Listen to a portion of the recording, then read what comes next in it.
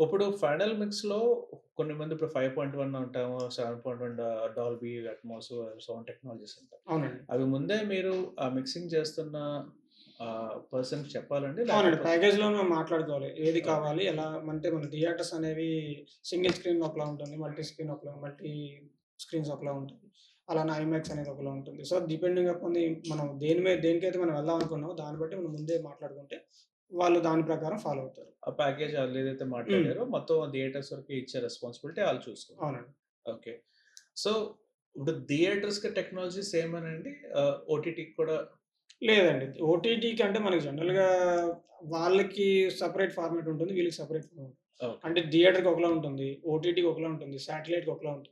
Okay. So, మనం వాళ్ళకి ముందుగా చెప్తే వాళ్ళు దానికి తగ్గ ఫార్మాట్ వాళ్ళు మనకి ఇస్తారు. గ్రేట్.